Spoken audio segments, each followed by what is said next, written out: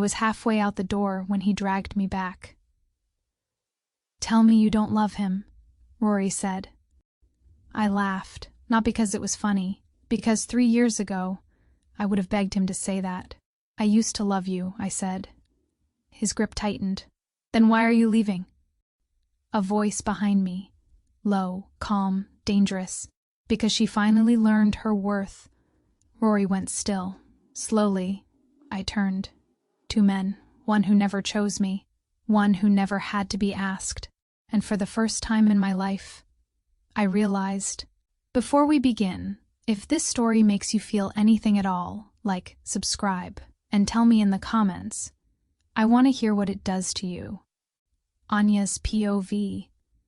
He was my fated mate, but never the man who chose me. I knew it the first year. I knew it every time he looked at me like a duty written into his bones. I spent 3 years pretending I didn't. The pack called us lucky. A beta's son, a healer's daughter, both strong, both obedient, both raised to belong to someone. They didn't see him flinch when my fingers brushed his. They didn't see the smile that never reached past his mouth. Only I saw that, and I kept it quiet. Because if you say a thing out loud, it becomes real. Rory was kind. That's the part that ruined me. If he had been cruel, I could have hated him, carved him out, walked away clean. But he opened doors, remembered my tea, asked about my shifts, and listened like he was memorizing the answers. Everything right. Everything except want me. Our mating ceremony, silver ribbon in the longhouse, the alpha's blessing, my mother crying. Rory kissed me under the bonding moon. Warm, polite, still. Like a man kissing a promise he had made to someone else. He never rejected me, but he never chose me either. He accepted me the way you accept weather. Something given, something that arrived without asking. Love should not feel like permission. I cooked for him. He thanked me. I sat beside him on the porch. He let me. I reached for his hand while we walked. He let me do that too. Let me. 3 years of a man letting me love him. 3 years of silence where love should have been. Sometimes late at night, I would wake to find him standing at the window. Just standing. Watching the tree line like he was waiting for something to come out of it. I asked him once. Nothing. He said it the way a man says everything I ever wanted. I didn't ask again. I already knew the answer had a name. I just didn't know it yet. My mother saw it first. She sat across from me one morning and put her tea down without drinking. "Anya, are you happy?" A smile, of course. "Look at me." She held my wrist, checking a pulse, checking whether I was still alive in there. "How do you make a kind man sound like a problem? You don't. You just swallow it." So I tried harder. The green dress he'd complimented once, his brother's jokes, meeting him at the door every night. He noticed. That was the worst part. He noticed, said thank you, and his eyes went somewhere else. Somewhere in the middle of all that trying, I stopped recognizing the woman in the mirror. She was smaller than me, quieter. Her hand shook when she poured tea. I watched her fade for 3 years and called it marriage. Then Lila came back, and everything I had been pretending not to know stood up inside me and walked into the light. I heard about her before I saw her. 2 women at the market, voices dropping to a hiss behind the apple stand. "Did you hear? Lila's back." "Lila who?" "Lila Vance. She was with Rory before they saw me." They stopped. I paid for the apples, walked home. I don't remember the walk. Rory was slicing bread when I came in. He looked up, easy smile, the practiced one. "You're home early." "Lila is back." The knife paused. 1 second, just long enough. He set it down, carefully. "Oh." That was all. "Oh." I stood in the doorway with a bag of apples and waited for him to cross the room, put his hands on my shoulders. "Say you are the only one." He picked the knife back up, kept slicing. The door in my chest that I'd never been able to open. It wasn't locked. It was just someone else's. That night, in bed. "Who is she?" He stared at the ceiling, his hand on his chest, not reaching for me. "A girl I grew up with. A girl you were with." A long pause. "Before the bond. Yes." "You loved her." No answer. The not answering was the answer. "Will you see her?" Silence so long I thought he'd fallen asleep. "I don't know, Anya." He rolled onto his side. "Away from me. She came to the clinic the next week. She didn't need a healer, she needed an excuse. I knew the second she walked in. A face built to be looked at. Not beautiful exactly, softer, rounder, the kind of softness that made men feel like they were protecting something fragile.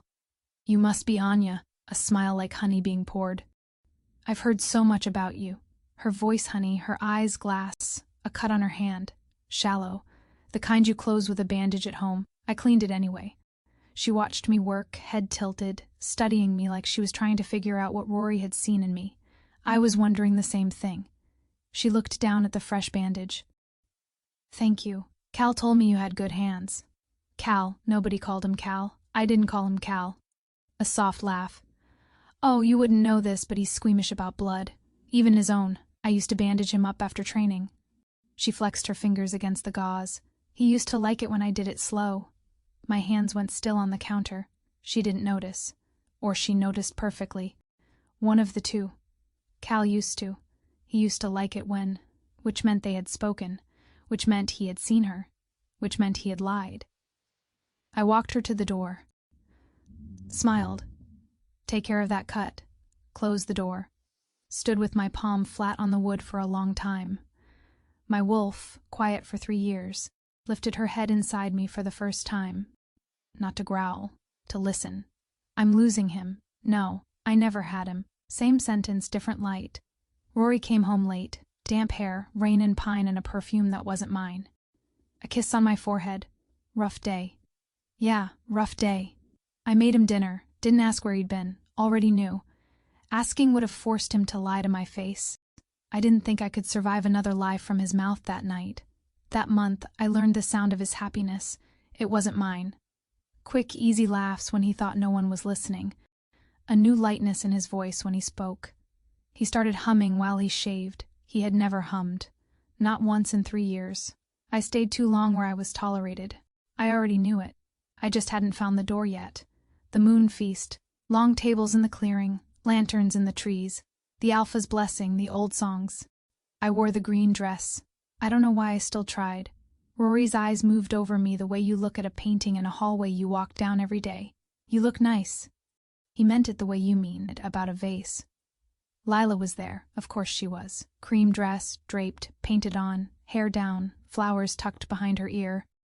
Flowers. Who puts flowers in their hair to eat stew at a packed dinner? A woman who knows exactly who's going to see her. I saw Rory see her. My hand was on his arm. 3 feet apart. I watched his whole face rearrange, a loosening, a softening around the eyes. A breath he hadn't known he was holding, released. He looked at her the way he had never looked at me. My hand was still on him when it happened. I removed it. He didn't notice. She never looked at me like a rival. She looked at me like a kind older sister she pitied. Complimented my dress. Asked about my work. Brought me cherry tarts. Because I saw you liked them last time. She had never seen me before in her life. She'd asked someone what I liked. She'd asked him. Later, she leaned across the table toward Rory. A story about the old swimming hole behind the chapel. Half-finished sentences, inside jokes. A laugh that cut off at the punchline because she didn't need to say it. Then she caught my eye, smiled. Oh, sorry, I forgot. You wouldn't know the chapel. You came to the pack after, didn't you? She hadn't forgotten. The chapel was 100 yards from my mother's house. Rory didn't correct her. That was the part that split me open. He didn't correct her. Behind a lantern post I heard his voice. Lila. Soft, low. The way a man says a name he's been saving in his mouth. Don't, please. Not tonight. I'm not doing anything, Cal. Cal, you know what I mean. I came home, that's all. You came home after 3 years. Would you have wanted me to stay away forever? Silence. Then no. The way he said it was the whole answer to everything. I learned the sound of his happiness that night, and it wasn't mine. He came home with me, slept an inch too far away. I lay on my side of the bed with my wolf curled inside my ribs and thought, he loves her. He has always loved her. I was the consolation prize the moon handed him when the woman he wanted was gone. 3 a.m. Porch, cold wind, black forest. I looked at the sky. Is this really what you picked for me? The moon didn't answer. She never does. She just shines and expects you to do the rest. I made 3 decisions on that porch. 1, I would not fight her. 2, I would not beg him. 3, I would not stay to watch him become happy with someone else while pretending I was still part of the picture. I went back inside. Rory asleep, beautiful in the dark, the long line of his jaw, the sweep of his hair. I had loved him, with everything I had. I had loved him in a room by myself. I bent down, kissed his forehead. He didn't wake up. He never had. The next week was the quietest of my life. I moved through it like a ghost who had remembered something important. Went to work, came home, cooked, smiled when I needed to. Underneath I was packing. Not things, myself. Gathering her up from all the places I'd dropped her. The woman who laughed loud, who had opinions about wine, who went into the woods alone at 14 and came out with a wolf faster than any of the boys. I was telling her quietly, we are leaving. Thursday afternoon. Rory gone. At the Alpha's house, he'd said that morning and kissed my cheek. The Alpha's house was in the other direction from where I'd seen him walking. 2 sweaters, 3 dresses, my mother's old medical kit, soft brown bag, back of the closet. Then I sat on the floor and breathed for a while. I wrote him a letter. I don't know why. His face was not a place I could put words anymore. Rory, I am not angry. That is the strangest part. I thought it would come with teeth. It didn't. I am tired. I have been tired for 3 years. You were kind. The way a man is kind when he's trying very hard not to hurt something he never asked for. You never rejected me. But you never chose me either. I was your destiny, she was your choice. And I refuse to lose to a memory. I have closed the cabinets and covered the bread and watered the rosemary. Be good to her. She will ask for things I never knew how to ask for. Live. Anya. Letter on the table, ring on top, bag out the front door. I didn't look back. That was the only thing I did right that whole day. Here is the thing about leaving. You think it will feel like a door slamming. It doesn't. It feels like stepping out of a room where the air has been wrong for a long time. You don't realize you couldn't breathe until you were breathing. I crossed the boundary line at dusk. The bond pulled, like a fishing line when you've walked too far from shore. Then it went slack. Not break. Not snap. Loosen. Because he wasn't holding it anymore. He probably never had been. I walked until the moon was high and the trees stopped looking familiar and the path turned to dirt and the dirt to grass and the grass to stone. Another pack's territory. I didn't realize until I smelled the border. Foreign, stronger than ours, older, and standing in the middle of the path between me and the rest of my life. A man. Tall. Not just tall. Built like the forest had put him there on purpose. Black coat. Silver at the collar. Eyes that caught moonlight and held it. He didn't move. He watched. And I, who had spent 3 years being unseen, felt the sudden shocking weight of being looked at. My wolf stood up inside me. Not to run. To see. Because this man was looking at me the way Rory had never, in 3 years, looked at me once. Like I was something he was not going to let walk past him. Damon's POV. She crossed my border at dusk. I felt it before my guards did. A ripple along the old line. A small, tired pulse. I left my study without a coat. My wolf had already decided we were going. I reached the path first, told my guards to stay back with a look. They obeyed. Then I saw her, small in the dark, small and upright and very still. Soft brown bag in one hand, hair the color of wet wheat, pulled back like she was trying to make herself less. She looked like she hadn't eaten in a day. I should have been angry. My wolf was standing inside me with his ears forward and his whole body still. He had never done that before. She stepped closer. Grey eyes. Grey the way a storm looks when it's over. Grey the way the sky looks when it has been crying and decided to stop. Beautiful. Not the way women at court were beautiful. Beautiful the way a deer is in the second before it leaps. Alive. All the way alive and tired. Gods, she was tired. I didn't mean to cross. Low voice. Steady. No fear. A woman who had used all her fear up on something else. I'll go back. No. The word was out before I thought it. She stopped. No? You won't go back. Not tonight. She tilted her head, and my wolf took another step forward inside my chest. Mine. Not the way the pack meant it. Not the way fated mates said it. Something else. Something that didn't have a word yet. Who are you? Damon. Most people flinch at the name. She didn't. She took in the silver at my collar, the empty path behind me, the fact that no one dared come closer without my permission. Alpha King. Yes. Oh. And then she laughed. Small, almost a sigh, as if she'd seen the worst of the world tonight and the world had arrived with one more thing. Of course you are. She sat down right there on the dirt and put her face in her hands.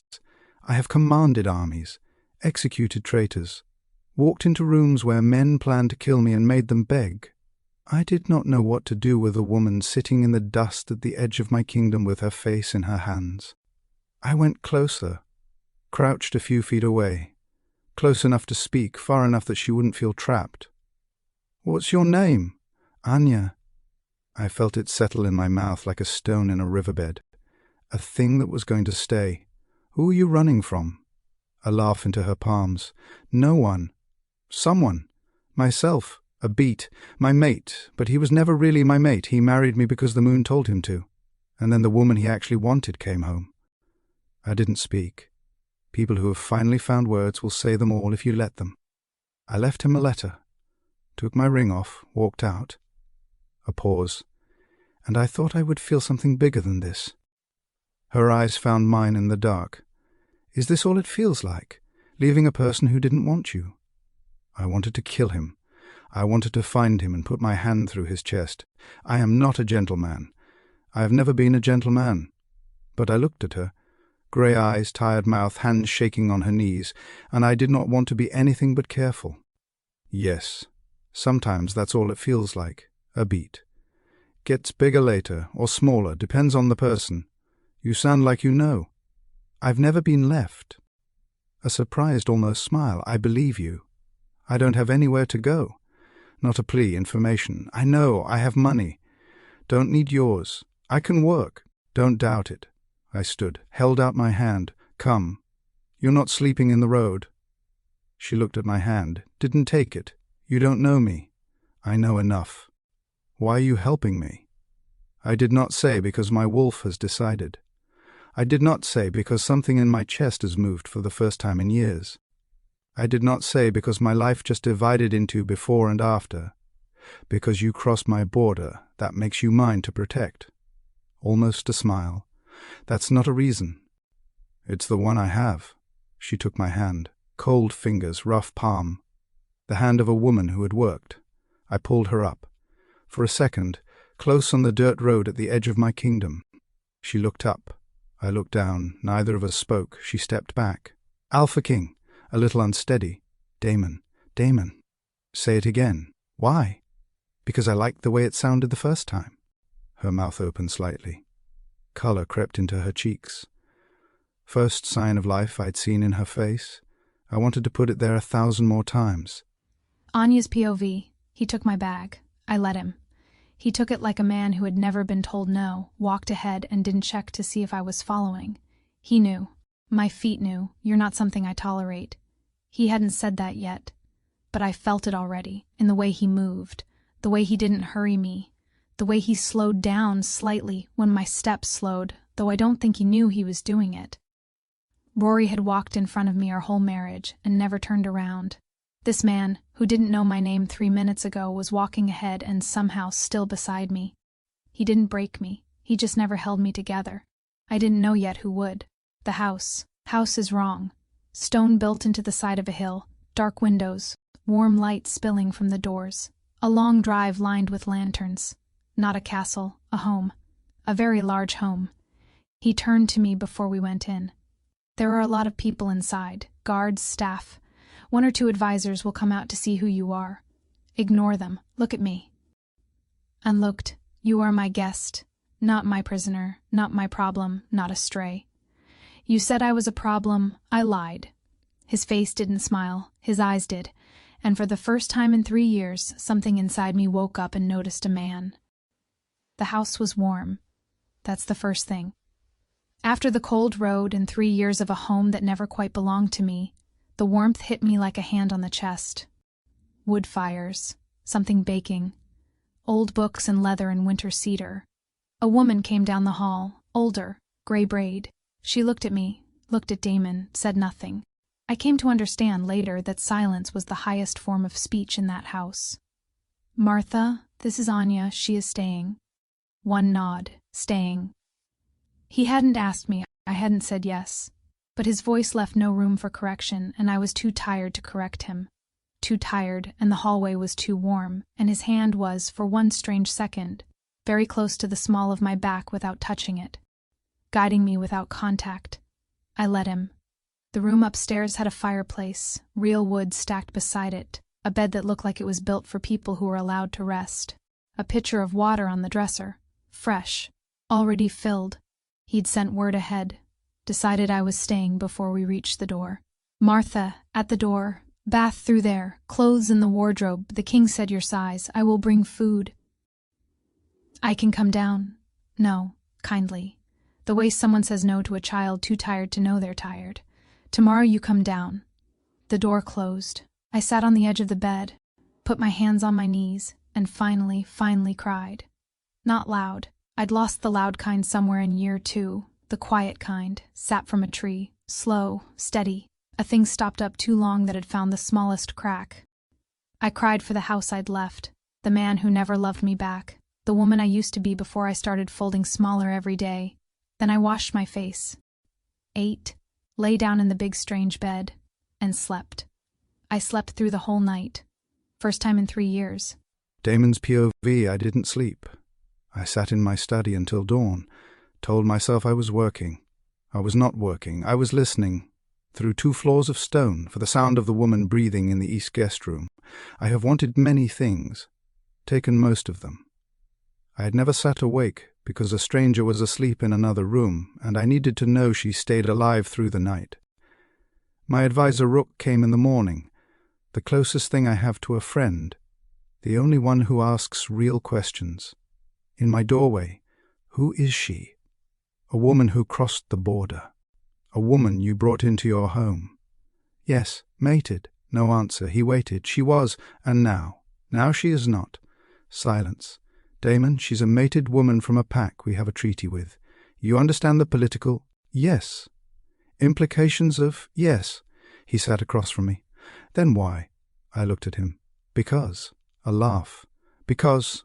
Rook, please. He stopped laughing. He had never heard me say please. His face changed. Oh, don't. You don't know what I was going to say. You were going to say a word I'm not ready to hear. You're never not ready. I am now. A slow nod. What do you need? Quiet orders, no visitors to the East Wing, no questions, she's my guest. For how long? As long as she needs. At the door he turned back. Be careful. I haven't been careful about anything in a long time. Exactly. Anya's POV, I came downstairs and got lost. The house was enormous. I ended up in a hallway of portraits, serious men, alphas in armor, swords across their laps. One had Damon's eyes. "My grandfather?" The voice behind me. I turned. Daylight was different on him, not softer, he was never going to be softer, but clearer. Dark hair cut recently, a small scar along his jaw I hadn't seen at night. Shirt rolled to the elbows, forearms that made me forget to breathe. I had not reacted to a man's body in years. I hadn't known I still could. "Good morning. Good morning." We stood. "You slept. I did. You needed it. I did." Something at the corner of his mouth. Not a smile. The shadow of one. "Come eat." I followed. He walked ahead. But every time the hall turned, he glanced back, brief, almost invisible, to make sure I was still there. Not a captor's check, a person's. My wolf sat up under my ribs and watched him. He sat at the head of a long table and gestured for me to sit anywhere. I chose 2 chairs down. The seat beside him felt like something you earned. You don't have to sit all the way down there. I know. You can sit closer. I know. I didn't move. He didn't press. "Questions," he said after a minute. "Only ones you want to answer. All right. Your name is Anya." "Yes." Mate's name. A beat. "Rory." No reaction in his face, but the air shifted. "Your pack." "Silverbrook." "Family, mother is a healer, father's gone. No siblings." "Anyone know you left?" "My mother will, by now." "They'll come looking?" "She'll worry, but she'll know I went somewhere safe." "How?" because she taught me how to find safe places. He considered me. You chose well. 2 words, and something in my chest that had been bruised for a long time pressed back gently against the bruise and stayed. I felt you cross my border. Your guards, I felt it first. Silence. I don't usually feel people cross. A beat. I felt you. Dry throat. Cup set down. I don't know what that means. Neither do I. A pause. Yet, quiet. Then, stay as long as you want. You owe me nothing. I will answer any question you ask. If you decide to leave, I'll help you leave. A nod. Say you understand. I understand. Good. He stood, napkin down. At the door, he paused. Anya. Yes, you are not astray. He left. I sat alone at the long table and put my hand on my chest. My heart was doing something it had never done before. It was beating for me, not for him, not for anyone, for me. 2 weeks passed. I kept waiting for the price, a reason, an explanation. A version of myself I'd have to perform to earn the room and the fires and the warm bread Martha brought me every morning. It never came. He didn't knock on my door. He gave me the house and let me wander in it. Breakfast together, dinner across from each other, in between whatever kings do. He sent people away from my wing, told Martha to bring me things before I knew I wanted them, asked me every evening whether I'd slept, the only question he ever asked twice. I started healing. Not big, small, the way that mattered, sleeping through the night, waking early because I wanted to, not because I was afraid, humming while I washed my face. I caught myself doing it and stopped, stood there with water dripping off my chin. I used to do that. I used to be a woman who hummed. Dinner that night, elbows close to my ribs, voice pitched soft, the way you sit when you've spent 3 years learning not to take up space. Damon set his knife down halfway through the meal. Anya. I looked up. You don't have to shrink here. My mouth opened, closed. I'm not. You are. 2 weeks I've watched it. Your shoulders come in an inch every time someone walks into the room. Not kindly. A fact. A thing he'd already decided to end. You're in my house. You eat at my table. You sleep in my east wing. Nobody here will make you smaller. A beat. Do you understand? A nod. Say it. I understand. His knife came back up. Good. He went back to eating. I sat with my fork halfway to my mouth and didn't move. Then, very slowly, I dropped my shoulders. I hadn't known I'd been holding them. The first time he touched me, it was an accident. His garden. White roses taller than me, planted by his mother before he was born. I'd gone out alone. He found me standing among them, my hand on a bloom. Do you like them? I jumped. Sorry, I forget I walk quietly. They bloom late, very stubborn. No one can kill them. I laughed. He looked at me when I laughed. I don't know what my face did. He reached out. Slow. Brushed a petal off my cheek. His thumb skimmed my cheekbone. 1 second. Then his hand pulled back like he'd intended something less. Silence. My heart beat, very loud. Your face is pink, from the cold. It's not cold. I know. Damon's POV, I walked away from the garden and went directly to my study and shut the door. I stood in the middle of the room like a man who had been shot. I had put my hand on her face. My wolf had. No. A lie. I had. There was a petal. I could have told her. Could have let her brush it off. Instead, I had lifted my hand and touched her because she was standing 3 feet from me in my mother's roses, and she had laughed. She had laughed, and her face had opened up, and I had not been able to stand not knowing what her skin felt like for 1 more second. I sat, head in hands. You are the Alpha King. You do not lose composure because a woman laughs at a rose. You will not touch her again until she asks. I believed those things. Then I thought about the pink in her cheeks when my thumb had crossed her face, and I understood I was a liar. Anya's POV in my room that night, my hand on the place he'd touched. Warm, shouldn't have been. It had been hours. Warm. My wolf, quiet for 3 years, gentle for 2 weeks, was pacing now. Pacing and saying, in a voice I hadn't heard in years, more. I lay in the dark, his hands, big, scarred at the knuckles, his voice dropping half a register when he asked if I'd slept. His mouth. I thought about his mouth for a long time. My wolf didn't let me pretend I wasn't thinking about him that way. She'd chosen him for me before I had. I was catching up. The next morning, backstairs. I was walking too fast, book in one hand, my hair not done. My shoe caught on the last step. I was going down. I knew it the half second before it happened. But then I stopped. He caught me. I don't know where he came from. The back stairs went to the kitchen. He didn't go to the kitchen in the mornings, but his hand was on my waist, his other arm across my back. I was upright. I should not have been. He was close, close enough to see the small vein at his throat, close enough to feel his breath in my hair, close enough that the book had fallen and I hadn't noticed it drop. Careful, not gentle, not soft, sure. His hand was tight on my waist. It didn't loosen. It should have. I had my balance. My feet were under me. It didn't loosen. I looked up. He looked down. Something in his jaw worked once.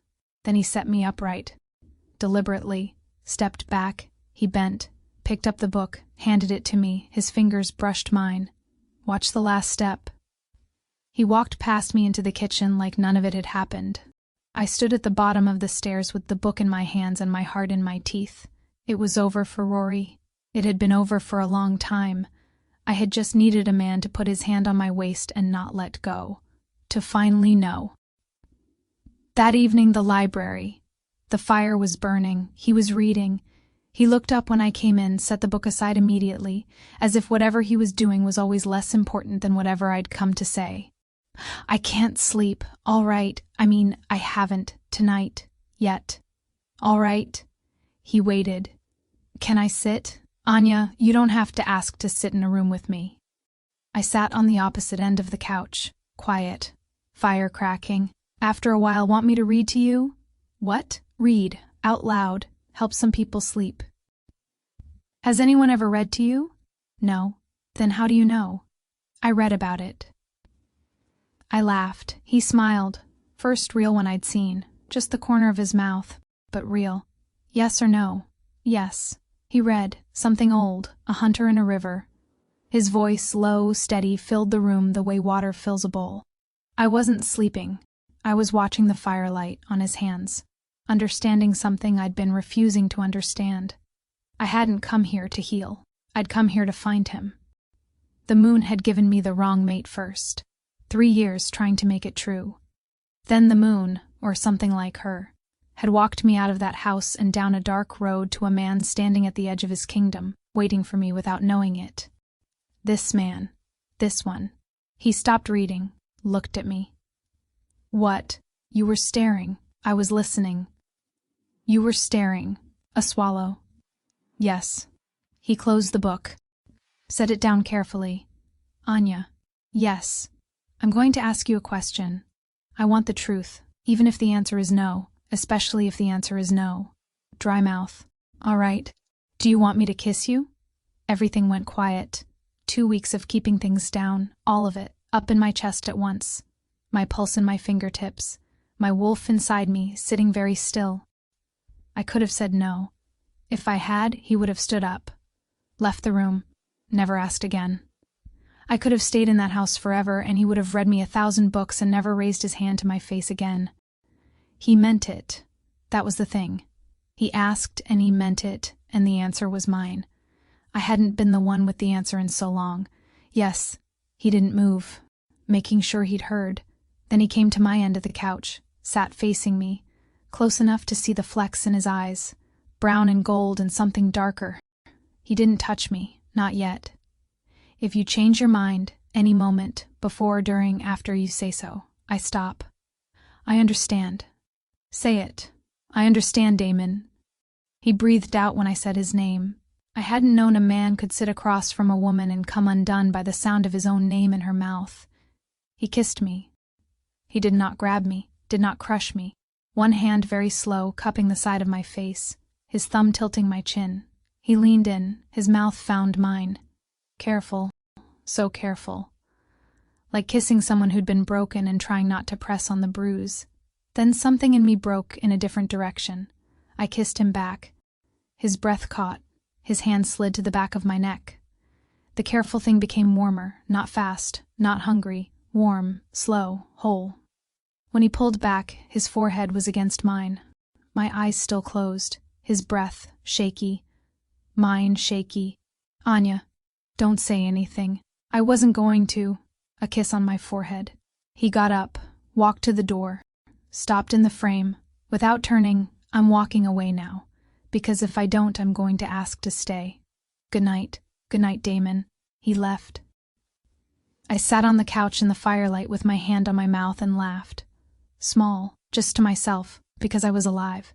Alive and kissed, and I had wanted it and said yes, and he had stopped when he said he would and left when he said he would leave. I hadn't known the world had this in it. 3 years thinking I was broken. I was not broken. I had been waiting. Damon's POV, I didn't go to bed. I went to the roof. North Tower walkway. Cold air. Open sky. A long way down. Hands on the stone, moon overhead. I had kissed her. No, she had let me. The distinction mattered. It mattered more than anything had in a long time. I've wanted women before, had them before. I'm an alpha king, not a monk. But I had never wanted a woman the way I wanted Anya. The wanting was not hunger. It was recognition. My wolf had been telling me for 2 weeks. I'd been ignoring him because I would not give her a thing she hadn't asked for. But I'd kissed her now. Felt her kiss me back. Felt for 1/2 second her wolf reach through her mouth and brush mine. My wolf, not a subtle creature, rolled onto his back inside me and showed his belly. Gods, out loud to the moon, she is mine.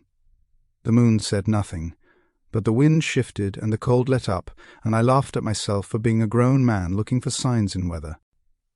I stopped at her door, didn't open it. 1 full minute, hand on the frame, listening, breathing, asleep. Good. I lay down fully dressed on top of my blankets and dreamed of a woman laughing at a rose. Anya's POV. I went downstairs the next morning like a woman going to her own execution. He was at the window, coffee in hand, turned when I came in. We looked at each other, quietly. Good morning, good morning. He pulled out the chair next to his.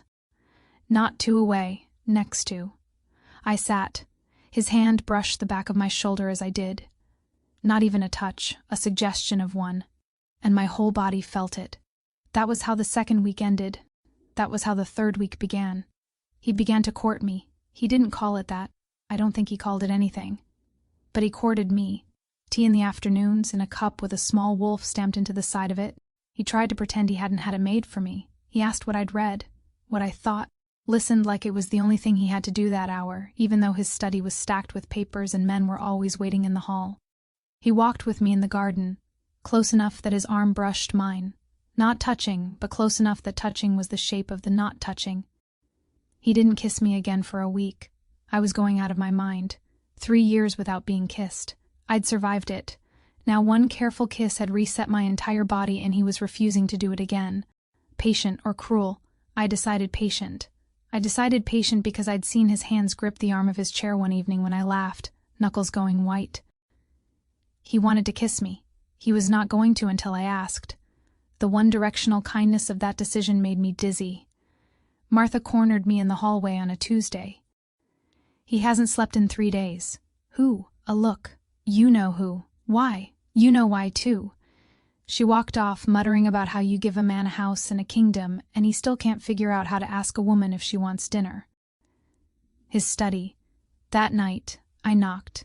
Came in, shirt sleeves rolled up, dark circles under his eyes. He looked up, looked at me the way a man looks at a thing he's been waiting for without knowing it. I closed the door. I want you to kiss me again. He stood so fast his chair scraped. Now, around the desk, 1 foot away. Are you sure? Yes. Anya, Damon, yes. Both hands on my face. This kiss was not the careful one. This was the one he'd been holding back for a week. Deeper, slow to start, then not slow at all.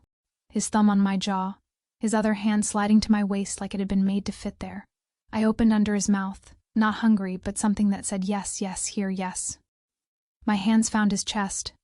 My fingers closed in his shirt. He made a sound against my mouth, low, almost pained, a word he couldn't quite say.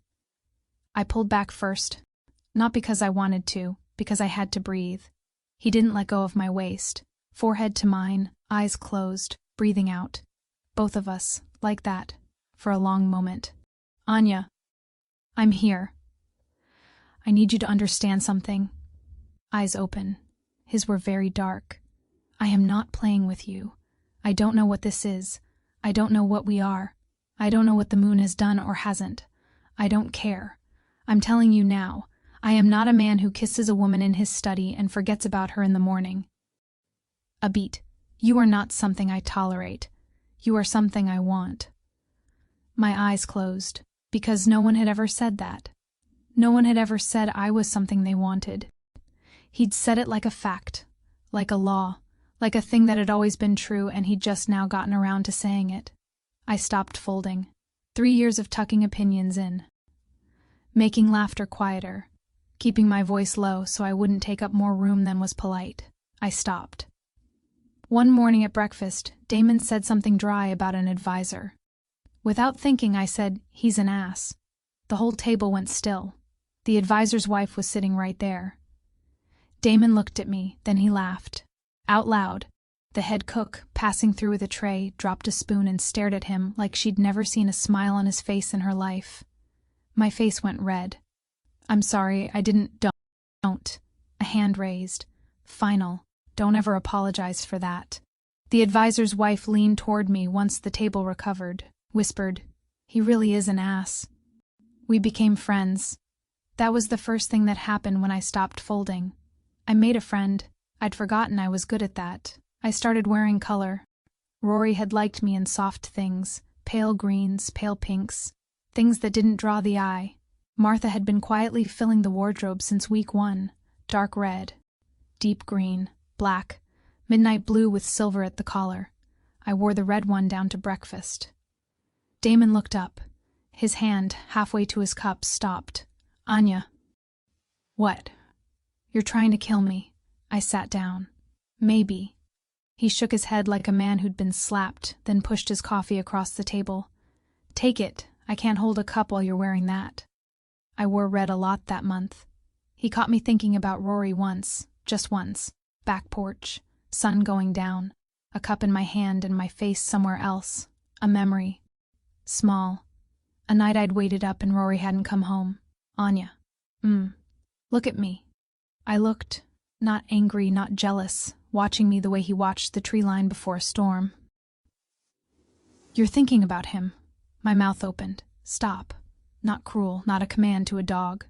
A command to a woman whose heart he had already decided did not belong to another man anymore. "He doesn't get this part of you. Not anymore. Not the view, not the porch, not the quiet. Those are mine." I stared. "Say it." "He doesn't get this part of me." Again, "He doesn't get this part of me." "Good." He reached over, took the cup from my hand, drank from it, handed it back. No explanation, no softness, just a man claiming the moment. I didn't think about Rory on the porch again. I started laughing louder. I'd forgotten the sound. Turns out my laugh is big, real, the kind that comes up from your belly and surprises you. Damon loved it. The first time I really laughed at something he said, his whole face did a thing. Still for a second. Then looking at me like he'd found something. Under his breath, "There she is." "Who?" "You." I started running. A path behind the house, through a little wood, down to a stream. I hadn't run in years. Rory thought it was undignified for a mated woman. One morning, old trousers, stolen shirt from Martha's linen closet, I ran. Until my lungs burned, until I remembered. My wolf was delighted. When I came back, sweaty and flushed and grinning, Damon was on the back steps, cup in hand like he'd been waiting, cataloging the flush on my cheeks. "Good run?" "Yes. Tomorrow I'm coming." He did. Longer strides, matching his pace to mine. Didn't try to outpace me, didn't try to talk, just ran beside me. It was one of the most romantic things a man had ever done. My mother's letter arrived. Damon had sent word the first week, without telling me. Hadn't given her my location, had given her his. "Anya, he found me. He massage arrived a while back. He said you would write when you were ready. I know who he is. I know what that means. Be careful, my love, but if he is what I think he is, do not be careful. Be brave. I love you." "Mama," I cried over the letter in the garden. He found me there, sat on the bench beside me, didn't ask what was wrong, took the letter when I handed it, read it, handed it back. I'll take you to her, whenever you want. Not yet. All right. I want to be someone she recognizes when I walk back in. I'm not, yet. All right. He took my hand, no words, just his thumb slow along the back of my knuckles until the tears stopped and the sun moved and it was time for dinner. Damon's POV. I kissed her again. Couldn't help it. Pulled her against my chest. She came. Her hands went around me. I stood in my study holding a woman who had walked into my life and rearranged every single thing I thought I knew about my own heart. The corner of her mouth, her temple, the spot under her ear where her pulse was going too fast. I kissed her because if I stopped I was going to say the word mate, the word mine, the word forever. I had no right to those words until she found them on her own, so I kissed her instead, until my breathing slowed, until hers slowed, until we could stand there, close, warm, still, without falling, into her hair. I should let you go. Into my shirt. I don't want you to. My whole chest went warm. 10 more minutes. She nodded. We stood there for 10 more minutes. I will remember them until I die. Anya's POV. The third kiss was on the running path, a month after the second. I'd stopped to catch my breath, bent forward, hands on my knees, laughing because he'd just called me too fast for a woman who hadn't run in 3 years. He came to me, one hand on the back of my neck, gentle, tilted my face up, kissed me. Not hard, not careful, just kissed me. Like it was a thing he was allowed to do now. Like he didn't have to ask every time. Soft, God, so soft. When he pulled back a small smile. What was that for? Because you laughed. Like that was a whole reason. It was. Damon. Yes, I'm yours.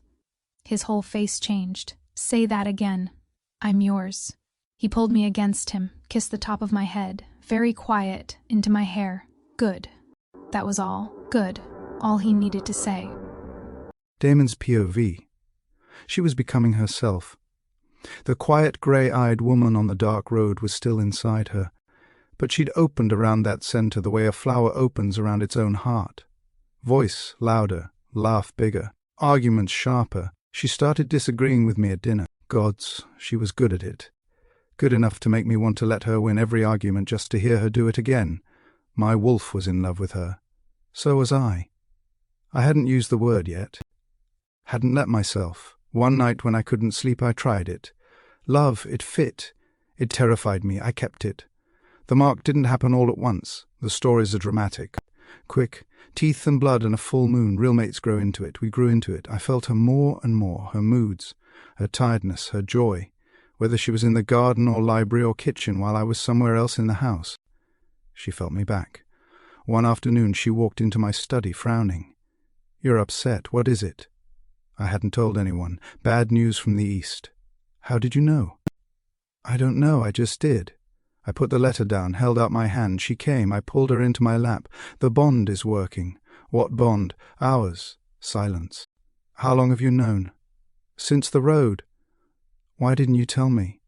Because you'd just come through a bad one. I didn't want you to think I was telling you we were another. I wanted you to choose me first, before the bond told you to. She looked at me for a long time. Damon. Yes. I chose you before you knew my last name. Anya's POV. We marked each other on a full moon. Not because the stories said to, because that was the night we decided. His bedroom, mine by then too, his back against the headboard, me between his knees facing him, his hands on my waist. We had talked about it for weeks. He was not a man who did anything without asking 3 times. You're sure? Yes. No going back. I'm not going back. Anya. Damon. Now.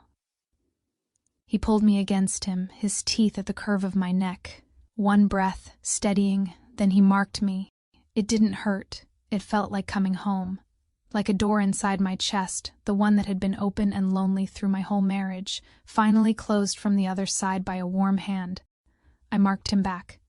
He sat very still, head bent, and let me find the place at the base of his throat. When I pulled back, his eyes were bright. He didn't wipe them. Didn't apologize. Thank you. For what? For choosing me. Damon, you chose me first. No, you chose me first, on the road, when you took my hand. Then we chose each other. Yes, exactly that. In the dark after, his arm across my ribs, my head on his chest, window open, moon everywhere. I love you. First time. He'd given me 1,000 things by then, a house, a kingdom, every piece of himself in 100 different ways. But he'd held the words, held them for the right night. I love you. He didn't say it back again, just pulled me closer. Some things you only have to say once. He came in the spring, I'd known he would come. My mother's letters between other sentences. Rory has been asking about you. Then he's not with Lila anymore. Then he's coming to find you. I showed the letter to Damon. He read it, put it down. Tell me what you want. I want to speak to him. Alone? Yes. All right. No argument. No territorial growl. All right, because I wanted it, and he trusted me. I hadn't known men could do that either. Thursday afternoon. I dressed carefully, not for him, for me. The red dress, hair down, the mark on my neck uncovered, because it was mine and Damon's, and I was not going to hide either of those things. I met him in the garden. Damon had offered the parlor, the dining room, the library. No, the garden. He'll hate the garden. A laugh. A kiss on my forehead. Sometimes I forget how mean you can be. Learned it from you. Another laugh. I went out to meet the man who had once been my husband with a smile still on my face. Rory was standing by the rose wall. He turned. I almost didn't recognize him. Thinner, tired, circles under his eyes, hair longer than he used to wear it. He looked at me the way a man looks at someone he hasn't seen in a long time and doesn't know anymore. His eyes traveled down, back up, stopped on the mark at my neck. Something broke in his face. Good, a quiet voice inside me said. Good. I was not proud of that voice. But I was not going to silence her. She had been silent long enough. Anya, Rory. We didn't move toward each other. 3 years of marriage, standing 6 feet apart in a rose garden like strangers. Which is what we'd always. You look well. I am. You look a stop. Different. Yes. Silence. Can we sit? I gestured at the bench, sat on a stone across from him.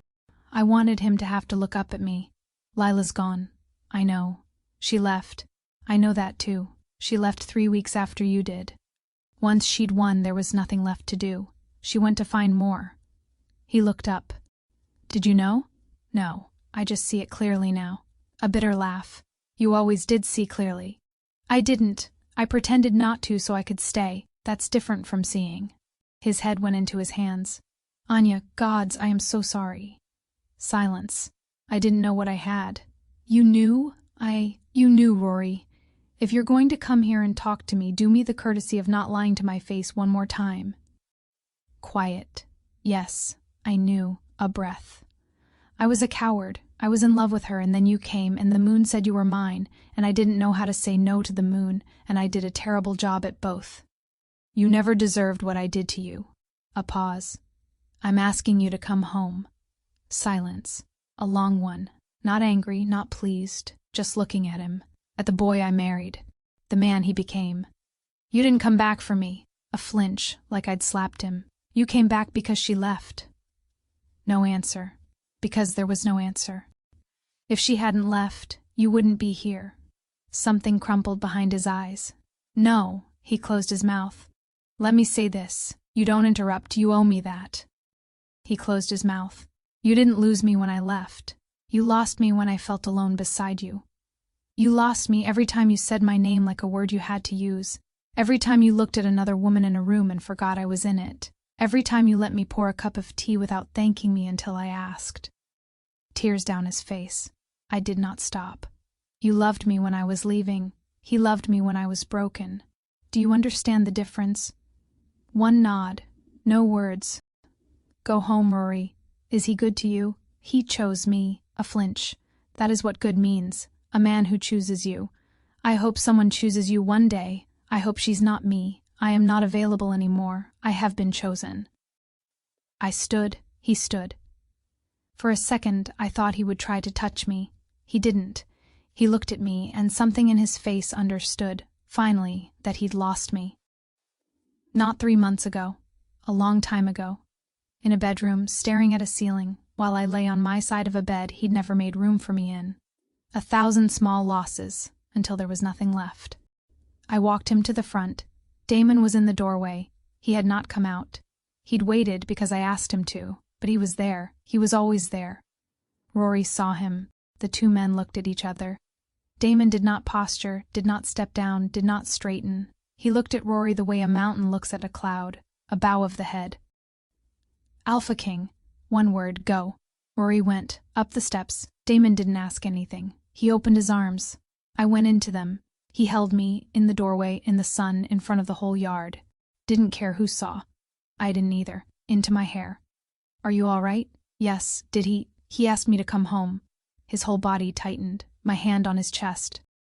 I told him no. A breath out. I told him I had been chosen. A kiss on the top of my head. Good. That was all. Good. He had a whole vocabulary. Most of the time he used 3 words. They were always the right 3. A year later. Summer. The garden is full. I'm sitting on the back steps with tea. Hair longer now. Down. Sun on it.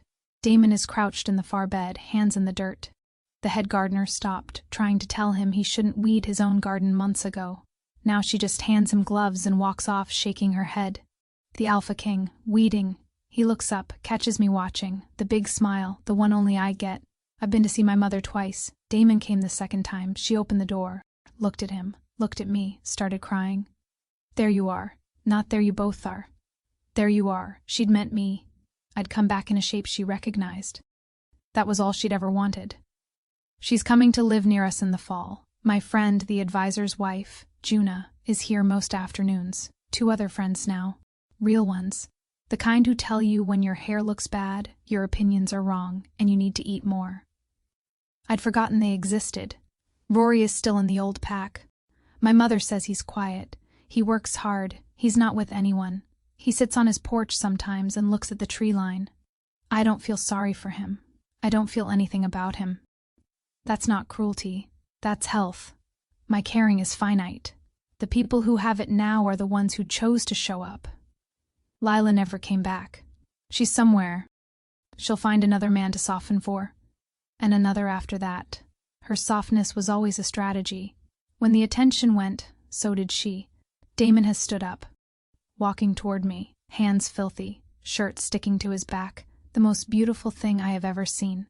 He drops onto the step below me, leans his head against my knee, my hand in his hair, eyes closed. No words, no need for them. The bond hums quietly between us. A well-tuned instrument, no one playing it, just waiting to be played. I stayed too long in a place that never made room for me. I did. But I learned from it. I learned what unseen felt like. And that's the reason I know now what being seen feels like. He didn't break me. He just never held me together. This one, this quiet, dirty-handed man with his head on my knee, he holds me together. He does it so well that some days I forget I was ever held loose. I used to think he was the man who never chose me. That was the old story. Here is the new one. He chooses me. Not once, not by fate, not because the moon told him to, because he wants to. Every single day. Damon's POV. She is humming. She does that now. Small tunes, half tunes while she pours tea, walks in the garden, reads with her feet in my lap. She didn't hum when she arrived. She hums now, her hand in my hair, her knee warm against my temple. My whole life before this moment was a long, quiet walk toward this porch step. I didn't know it then. I know it now. My wolf is quiet, not bored, content. He sleeps with his head on his paws inside me because there is a woman on the step above us with her hand in our hair, and she is not going anywhere, and he knows it. I know it too. She chose me on a dirt road, in a garden, with a letter left on a kitchen table and a ring on top and a soft brown bag in her hand. She chose me. That is the best sentence I know how to make. I lift my head. The sun is behind her, hair gold at the edges. She's smiling down at me. Come here.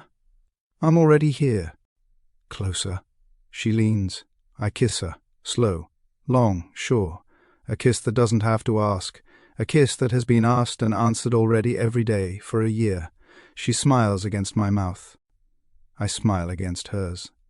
We sit on the step, in the sun, my wolf asleep in my chest, my mother's garden blooming around us, and I think, this is what the moon meant. All along.